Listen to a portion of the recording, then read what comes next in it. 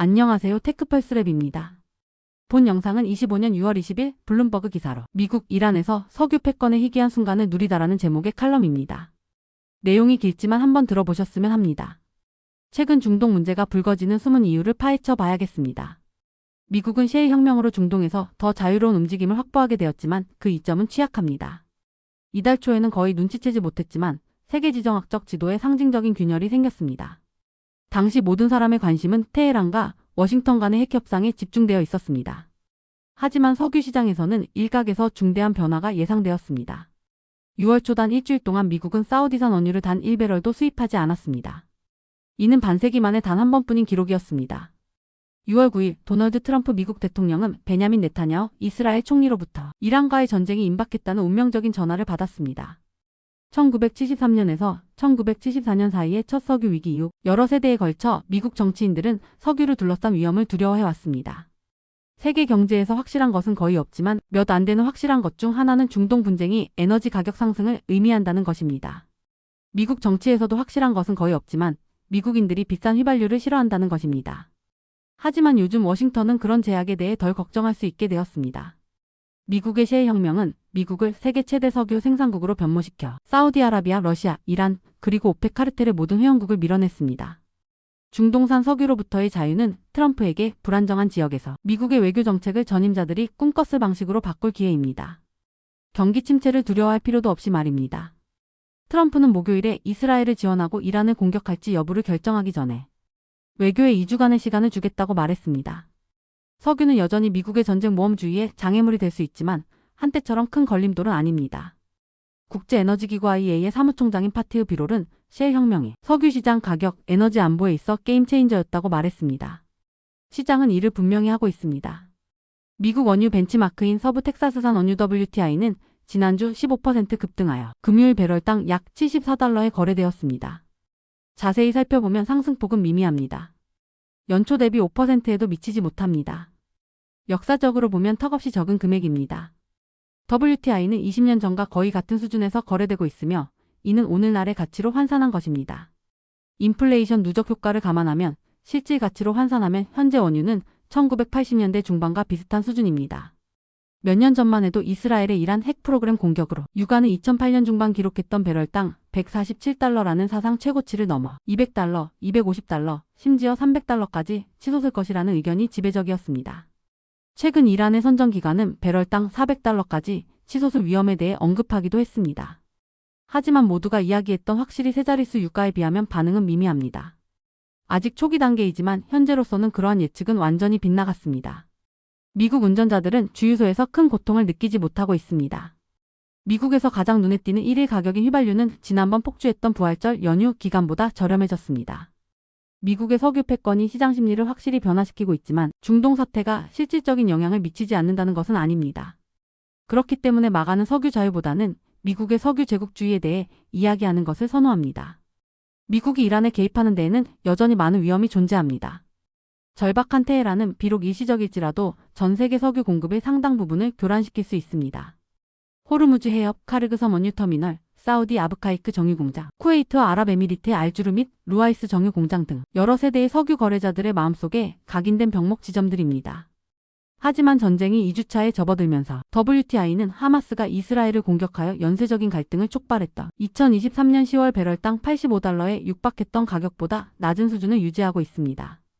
그 이유는 풍부한 원유 매장량과 셰일가스가 주요 원인으로 작용하고 있기 때문입니다. 오늘날 미국은 전 세계 석유 생산량의 5분의 1 이상을 생산합니다. 다시 한번 강조하지만 전 세계 석유 생산량 10배럴 중 2배럴은 미국에서 생산됩니다. 미국이 세계 석유 시장에서 이토록 큰 점유율을 기록한 것은 55년 전이었습니다. 사우디아라비아와 러시아는 각각 전 세계 석유 생산량의 약 10%를 차지하며 미국에 크게 뒤처져 있습니다. 약 20년 전 수압파쇄 프래킹 기술이 개발된 이후 미국의 총 석유 생산량은 급증했습니다. 자료가 확보된 마지막 달인 3월에는 하루 2080만 배럴로 사상 최고치를 기록했는데 이는 20년 전 740만 배럴 대비 180% 이상 증가한 수치입니다. 생산량 급증과 함께 석유 수입도 급감했습니다. 2005년 미국은 해외에서 원유와 정제 석유를 합쳐 약 1200만 배럴의 석유를 순매수했지만 지난주에는 하루 약 400만 배럴의 순매수를 기록했습니다. 새로운 시대는 사우디아라비아와 쿠웨이트 같은 국가들이 전 세계 석유 매장량의 절반 이상을 장악했다. 1973년과 1979년 석유 위기 이후의 시대와 비교하면 부의 과잉으로 보입니다. 유가는 2달러도 안 되던 수준에서 30달러 이상으로 치솟았고 미국의 죽음을 일하는 구호는 중동 전역에서 주요 구호가 되었으며 석유 수출국 기구 오펙 카르텔은 야간 TV 뉴스의 단골 메뉴가 되었습니다. 미국은 외국산 석유에 중독되었고 모든 지역적 위기는 국내 경제 혼란을 의미했습니다. 워싱턴과 중동 석유 산업의 새로운 관계를 가장 잘 보여주는 것은 미국으로 유입되는 사우디 원유의 양입니다. 6월 초 잠시 수입량이 0으로 떨어진 이후 미국은 사우디아라비아에서 연초 대비 하루 평균 25만 9천 배럴을 수입했습니다. 이는 1985년 이후 최저치입니다. 당시 사우디아라비아는 유가 상승을 위해 생산량을 감축하면서 수입량이 일시적으로 급감했습니다. 이처럼 수입량이 몇 년간 저조했던 사례를 보려면 린든 B 존슨 대통령이 백악관에 있던 1960년대 후반으로 거슬러 올라가야 합니다. 당연히 사우디아라비아는 세계 석유 시장에서의 지위를 회복하기 위해 노력하고 있으며 러시아와 함께 주도권을 쥐고 있는 오펙 플러스 카르텔이 지난 몇 년간 잃었던 시장 점유율을 회복하기 위해 생산량을 늘리도록 압박하고 있습니다. 하지만 이는 유가 하락이라는 대가를 치르고 있습니다. 하지만 미국이 해외에서 얼마나 적은 배럴을 구매하든 유가는 세계 시장에서 결정됩니다. 중동 지역의 혼란은 워싱턴의 유가 상승을 의미합니다. 가장 분명한 위험은 시장의 미온적인 반응이 변덕스러운 의사결정을 부추긴다는 것입니다. 소위 영원한 전쟁에 반대하는 공약을 내세요. 선거운동을 벌여온 트럼프가 또 다른 전쟁을 일으킨다면 아이러니할 것입니다. 또 다른 위험은 석유 공급 차질에 대한 안일함입니다. 조지 W. 부시 전 대통령의 수석 석유 고문이었던 밥 맥널리는 셰일은 미국이 세계 석유 생산국으로서 오펙을 대체할 수 있고 에너지 측면에서 중동을 걱정할 필요가 없다는 착각을 불러일으켰습니다. 라고 말했습니다. 2003년 이라크 전쟁 당시 백악관 상황실에 있었던 맥널리만 아는 사실입니다. 실제로 워싱턴도 석유 시장의 변동성에서 자유롭지 않습니다.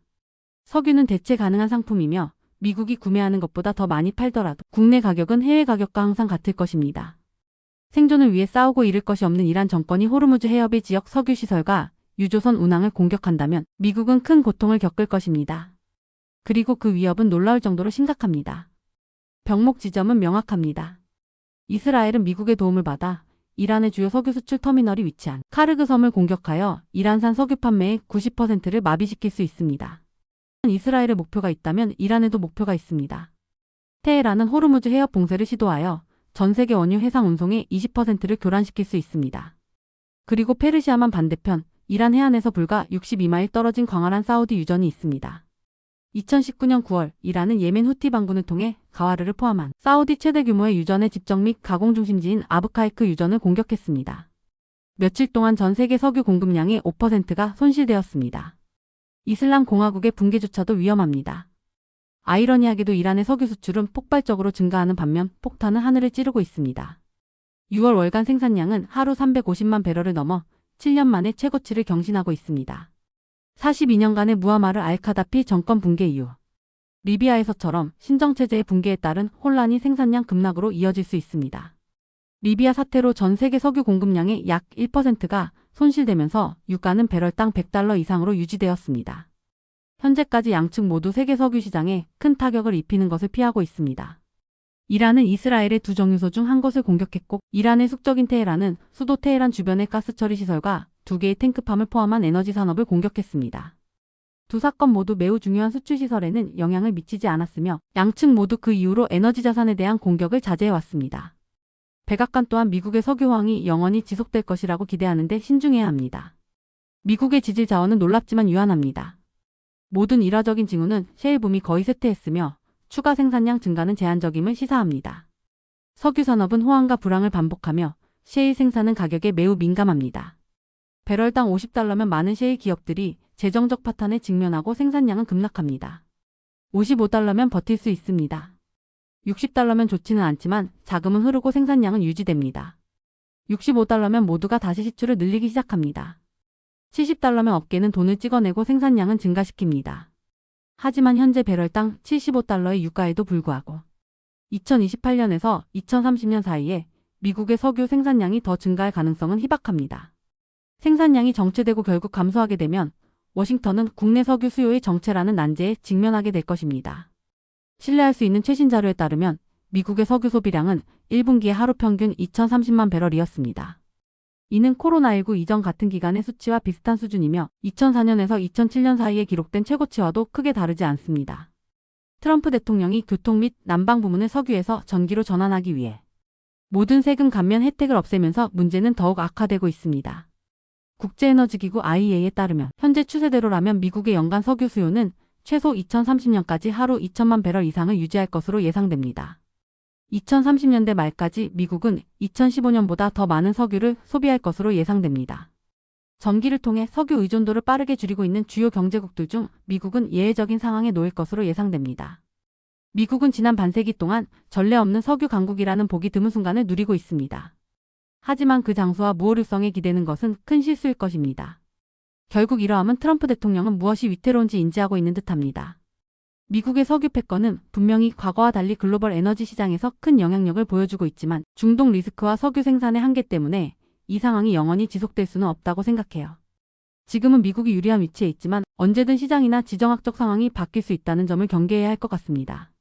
석유 문제는 경제적 충격과 글로벌 시장의 불안정성을 초래할 수 있지만 시간이 지나면 대체 에너지 개발이나 공급망 조정 등으로 해결의 여지가 있습니다. 한편 핵 문제 또한 단 한 번의 실수나 오판으로도 전 세계에 돌이킬 수 없는 재앙을 불러올 수 있습니다.